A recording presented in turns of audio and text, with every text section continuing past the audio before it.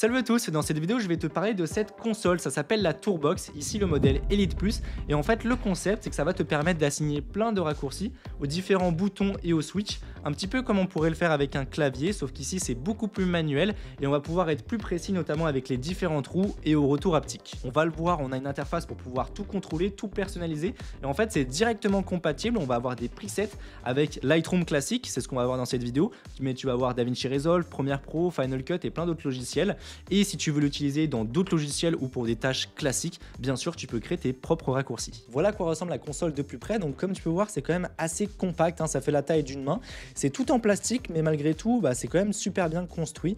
C'est très lourd, on ne se rend pas compte, mais c'est exactement comme les consoles pour DaVinci, les consoles de Blackmagic. C'est tout en plastique, mais c'est quand même très lourd. Là, c'est exactement la même chose. Petite chose par contre, à l'arrière, en fait, on va retrouver un emplacement pour des piles. Si tu veux l'utiliser en Bluetooth, il faudra utiliser des piles. Je ne sais pas du tout quelle est l'autonomie avec les piles. S'il faut changer ça tous les mois ou est-ce que c'est 2 fois par an, j'ai pas le recul pour te le dire, mais c'est vrai que si tu dois changer tous les mois, c'est un petit peu relou. Sinon, si t'as pas envie de te casser la tête, tu peux très bien l'alimenter directement en USB-C. Cette console, en fait, elle va s'utiliser avec la main gauche, enfin la main que tu as l'habitude d'avoir sur le clavier, puisque en fait, ça va venir remplacer le clavier. Tu vas avoir une main sur la souris. Oui, ça remplace pas la souris, ça remplace uniquement le clavier, puisque ça, en fait, ça va te permettre de générer des raccourcis clavier, etc. À l'heure où je tourne cette vidéo, on a une nouvelle version qui vient de sortir, c'est la 5.10, et grosso modo, ça va te permettre d'avoir une expérience utilisateur qui est bien plus agréable puisque en fait toute l'interface a été revue dans les logiciels Lightroom au niveau des panneaux, ce qui fait que globalement voilà, c'est plus agréable à utiliser et on est aussi plus précis sur certaines choses, mais ça on va tout détailler ensemble. Maintenant la partie logiciel, donc une fois connecté, ça se fait très simplement, pour le coup tu as juste à appuyer sur le bouton, ça se connecte en Bluetooth, il n'y a rien de plus,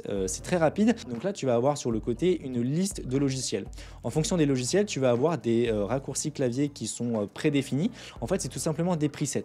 Bien évidemment tu peux ajouter tes propres presets, créer tes presets en fonction des logiciels que tu vas utiliser ou si c'est uniquement pour une utilisation bureau. Donc par exemple si tu prends des notes dans Page, dans Word, dans Notes, ce que tu veux, tu peux très bien avoir tes propres raccourcis clavier. Nous on va s'attarder dans cette vidéo sur Lightroom classique. Pour l'instant il n'y a que Lightroom classique, pas Lightroom tout court, puisque Lightroom classique permet d'avoir bien plus de personnalisation clavier. Peut-être que ça arrivera dans le futur sur Lightroom, en tout cas j'espère, puisque c'est vrai que c'est le logiciel que j'utilise principalement. Par contre je te montrerai différentes choses sur DaVinci Resolve. Donc là on va avoir les différents boutons qu'il y a dans la console et à chaque fois qu'on passe au-dessus d'un bouton il nous montre à quoi c'est attribué sur la console. Si j'appuie directement sur un bouton de la console, il me montre directement la fonctionnalité et le bouton que j'utilise. Donc ça c'est quand même plutôt pas mal, tu vois. Là j'utilise celui-là, il me dit que c'est la roue et que c'est ce bouton là. Ensuite comme on peut voir là on n'a pas beaucoup d'options etc.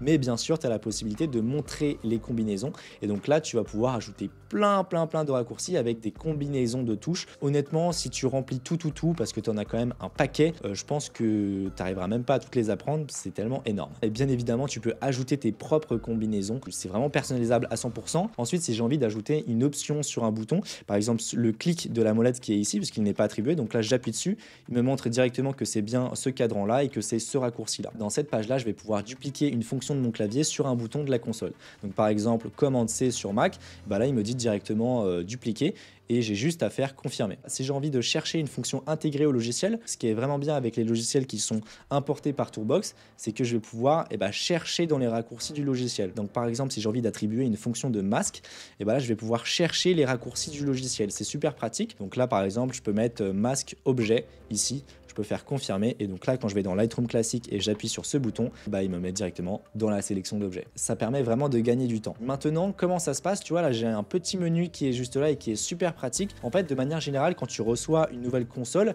tu dois apprendre tous les raccourcis, ça prend beaucoup de temps etc. Tu es obligé d'avoir le manuel à côté de toi parce que sinon c'est une galère à tout apprendre. En fait là ce qui est bien c'est que tout est personnalisable et pour chaque logiciel tu vas pouvoir afficher les fonctionnalités que tu veux, les fonctionnalités qui sont attribuées au bouton de la console. Et il me dit que la molette c'est attribué à telle fonction, le bouton qui est juste là c'est telle fonction etc. Donc voilà c'est un petit pense-bête que tu peux entièrement personnaliser. Ça s'active juste ici tu vois dans le logiciel de Tourbox. Donc là j'affiche le hub et je peux également afficher le hub directionnel. Donc c'est la petite croix qui est juste là. Maintenant petite démonstration des possibilités dans Lightroom classique bien évidemment avec la configuration que j'ai fait moi et qui a déjà été préfait par Tourbox. Donc là avec cette petite molette là comme tu peux voir on peut se déplacer de plan en plan.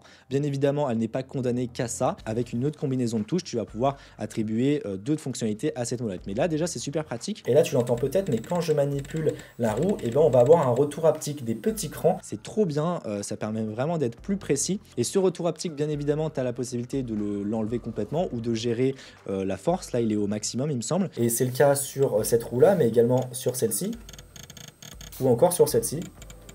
Allez, on va commencer par recadrer notre image, donc pour cela j'appuie sur ce bouton là. Ensuite je vais gérer avec ma souris. Comme on peut voir, on est en mode freeform, mais moi je veux vraiment garder un aspect 4 tiers. Pour cela, pour le coup, tu es obligé d'utiliser la souris et puis de te mettre bien en 4 tiers. Et puis moi, ma touche entrée, ma touche validée, c'est celle-ci. Hop, voilà, donc ça permet vraiment de complètement se passer du clavier. Imaginons que j'ai envie de refaire un petit ajustement, tu vois, je rappuie, je valide, non, pas comme ça, plus comme ça. Donc tu vois, c'est hyper rapide. Maintenant, on va faire un masque sur la voiture pour pouvoir travailler à la fois le sujet et l'arrière-plan indépendamment. Donc moi, c'est mon petit raccourci qui est juste là, sélection de sujet. Et là, on peut voir qu'il m'a directement sélectionné la voiture, mais il a débordé derrière. Avec mon pinceau, si ça a mal fait la sélection, je viens ajuster. Ok, on est bon. La majorité des réglages que l'on va retrouver ici à droite, donc tout ce qui va être exposition, le contraste, les ombres, la saturation ou l'ajustement de la teinte de certaines couleurs spécifiques. Comme tu peux voir là, je peux les switcher juste ici. Et bref, tout ça, ça va se contrôler avec ces petits boutons là. Donc si j'appuie sur le bouton du haut, on peut voir que ça m'a ouvert un petit menu. Ce menu là et les différents menus que l'on a la possibilité d'ouvrir, de générer, et même celui-ci, c'est Tourbox qui l'a fait. C'est pas du tout intégré au logiciel et c'est ce qui permet en fait d'avoir accès à plein d'accès rapides. Imaginons que j'ai envie de changer la saturation, boum, j'ouvre mon menu avec ce petit bouton là et puis après je mets ma souris au-dessus de saturation et puis là avec ce petit curseur là, hop, on va pouvoir ajuster ça. J'ai juste à déplacer ma souris au-dessus de la fonctionnalité et puis après avec le bouton central, c'est ce qui va te permettre d'ajuster les curseurs. Et si j'ai envie de réinitialiser ce que je viens de faire, j'ai juste à appuyer sur le bouton de la molette et tout ce qui va être commande Z pour retour en arrière et commande Shift Z pour retour en avant, ça va être ces deux petits boutons là qui sont ici. Mais si j'ai envie de changer la couleur, là on va avoir un menu de sélection qui est juste ici. Donc quand je touche la molette ici, je vais pouvoir lui dire sur quelle couleur j'ai envie de me baser. Donc ici c'est un orange. Est-ce que je veux juste ajuster la teinte? Est-ce que je veux ajuster la saturation ou est-ce que je veux gérer sa luminance? Donc là on est en mode luminance sur orange. Donc tu vois, quand je vais baisser, on va baisser la luminance du orange. Si imaginons que j'ai envie de gérer la teinte du orange, là je suis en mode teinte. Donc à chaque fois j'appuie sur cette molette là. Et puis là tu vois, je vais pouvoir gérer sa teinte. Donc là ça va un peu plus dans les verts, un peu plus dans les orangés. Bref, tu as compris, ici tu sélectionnes la couleur et puis ensuite ce que tu as envie de faire. Maintenant je vais déboucher les ombres. Voilà, on est plutôt pas mal. Maintenant, on va baisser très légèrement les hautes lumières. On va voir si je peux le faire directement ici. Ça fonctionne plutôt pas mal. Sur le menu du bas, tu vois, juste ici, on va voir tout ce qui est détails et effets. Et là, par exemple, tu vois, tu vas pouvoir gérer tout ce qui est réduction de bruit. Ça, ce n'est pas de base, mais j'ai paramétré un bouton pour tout ce qui est dégradé linéaire, parce que c'est quelque chose que j'utilise quand même plutôt pas mal. Donc là, j'appuie une fois sur ce bouton-là pour un dégradé linéaire. Si j'ai envie d'un dégradé radial, j'appuie 2 fois. Hop, et puis là je vais pouvoir faire un dégradé radial. Voilà rapidement pour les raccourcis dans Lightroom. Je te fais quand même un petit tour dans DaVinci Resolve parce qu'il y a quand même des choses très intéressantes. Donc avec cette molette là, je vais pouvoir me balader dans ma timeline de manière très rapide. Et avec la molette ici, je vais pouvoir me balader très précisément de frame en frame. C'est super pratique, tu vois, de me balader à la fois rapidement et puis ensuite de réajuster de frame en frame. Pour ajuster la hauteur de mes pistes, j'appuie sur Shift et puis ensuite j'ai ma petite molette. Pour zoomer, dézoomer dans la timeline, c'est la petite molette qui est juste ici. Ça c'est tout ce qui est navigation, mais bien évidemment je vais avoir ma touche play qui est juste là, mon bouton entrée, commande Z, retour arrière et puis mon commande avant. Je vais avoir tout ce qui est insérer un plan, insérer au-dessus ou insérer directement entre deux plans, rompre le lien, faire un cut, afficher mes courbes, mes keyframes, etc. Tu peux tout faire. Au niveau du tarif, parce qu'il faut quand même en parler, sur cette console là, donc c'est le plus haut de gamme, la Elite Plus, on est entre 200 à 300 € en fonction de là où tu l'achètes et des promos que tu vas avoir. C'est quand même un coût, mais bien évidemment ils ont des consoles un petit peu en dessous, donc qui n'ont pas forcément le Bluetooth ou des fonctions en moins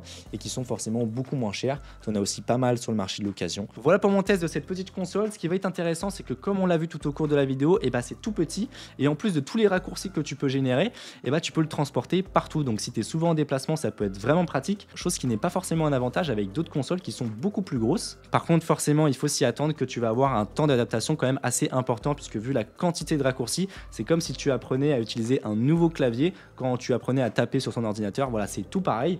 Quand tu changes une fonction sur la console, il faut réapprendre, mais ça c'est normal, c'est comme avec toutes les consoles. Maintenant, même si c'est très bien fait et ça marche bien, ça reste une console comme une autre, donc un bouton, ça a une fonctionnalité comme une autre, c'est comme une touche sur le clavier ou un bouton sur une console. Donc c'est à toi de choisir la console qui te correspond en fonction de ton utilisation et de ce que tu as déjà à la maison. Si tu veux choisir ta toute première console, ça peut être plutôt intéressant, surtout si tu veux avoir ce côté compact. Maintenant, si tu as déjà des consoles ou des appareils avec des raccourcis, je ne sais pas si ça va vraiment être intéressant pour toi, sauf si tu cherches à avoir ce côté avec les roues, où là pour le coup c'est vraiment pratique pour pouvoir switcher de frame en frame ou de plan en plan, d'ajuster certains curseurs, etc. Ça pour le coup c'est pas mal. Allez, je te mets bien sûr tous les liens dans la description, n'hésite pas à me dire ce que tu en penses, ou si tu utilises d'autres consoles, à me donner ton retour, et puis n'hésite pas à mettre un pouce bleu et on se retrouve pour une prochaine vidéo.